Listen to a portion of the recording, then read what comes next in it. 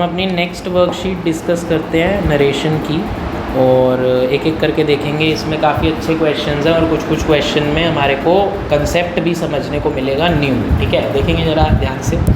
He said to her go away from here at once.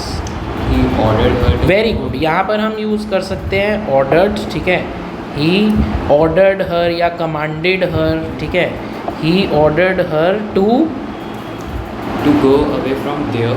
Very good, go away from There. There at once. ठीक है, क्योंकि hair का क्या हो जाएगा, देयर। Very good. ठीक है, आगे देखेंगे। The teacher said to the boys work hard. The teacher ordered the boys to work hard. Very good, the teacher ordered हो सकता है या फिर the teacher advised the boys to work hard.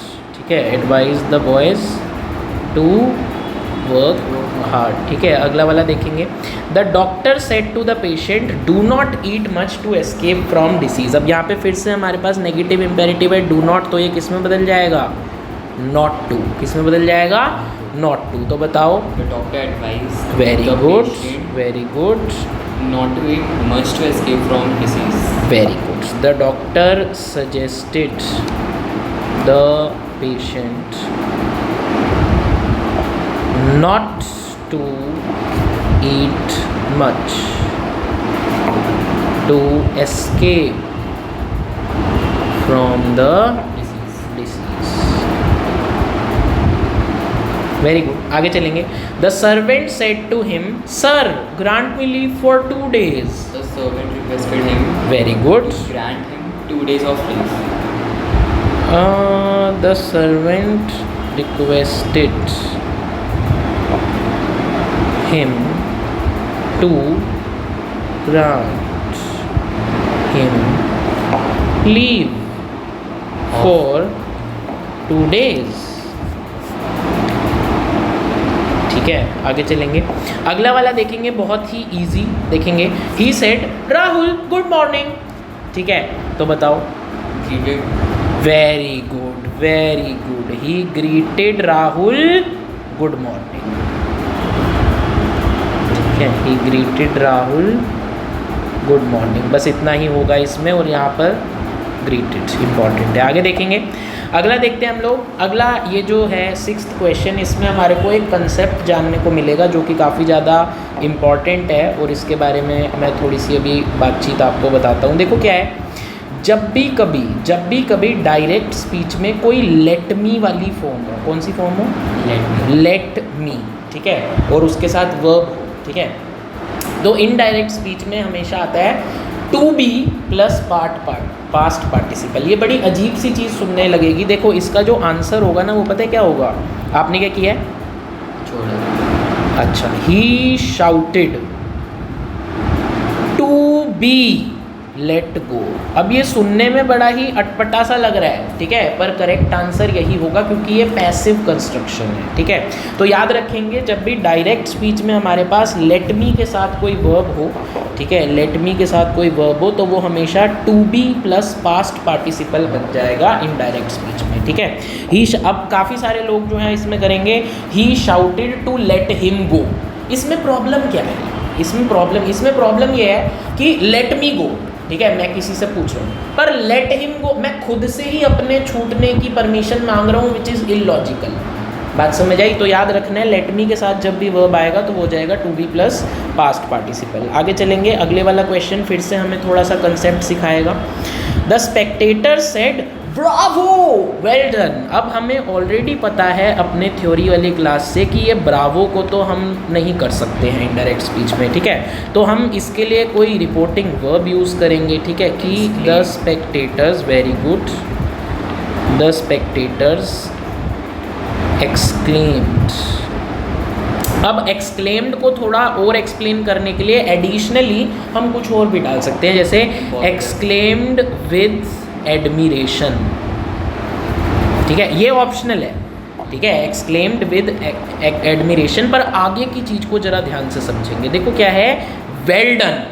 अब वेल डन को बड़े सारे लोग सीधा वेल डन ही कर देंगे, पर ऐसा नहीं करना। The spectators exclaimed with admiration that he had done well. समझ आया? He had done well. समझ आया ये कैसे हुआ? ठीक है, आगे चलेंगे। अगले वाले क्वेश्चंस फिर से इसी लॉजिक पर चलेंगे, but they are extremely easy.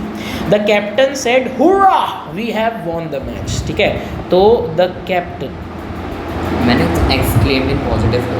हाँ बिल्कुल हो सकता है। The captain exclaimed exclaimed in positive that With they had joy, जैसे मैंने कर दिया exclaimed with joy that they had won the match. Very good, that they had won the Match. Match. ठीक है, आगे चलेंगे। The doctor said alas the poor man is no more. ठीक है, अब फिर से ये जो अलास है ये भी एक एक्सक्लेमेटरी सेंटेंस है, पर ये यहाँ पर सरप्राइज नहीं शो कर रहा, बल्कि ये क्या शो कर रहा है? शॉक। हाँ वेरी गुड, शॉक या फिर ग्रीफ को शो करने के काम आ रहा है। तो देखेंगे जरा, तो द डॉक्टर एक्सक्लेम्ड विद, या आपने वो लिखा होगा एक्सक्लेम्ड विद ग्रीफ या फिर पेन। ठीक है, दैट द पुअर मैन, बोलो, वॉज नो मोर। किया नहीं था क्या ये वाला? आगे चलते हैं। The teacher said to me what a beautiful picture it is. ठीक है, अब देखो यहाँ पे what a beautiful picture it is, हालांकि WH हमारे को दिख रहा है, पर ये क्वेश्चन नहीं है। ठीक है, ये वो वॉन्डर कर रहा है। ठीक है, तो बोलो, the teacher Explained to me what a beautiful picture it was. Very good, the teacher exclaimed with wonder what a beautiful picture it was। Very good, आगे चलेंगे।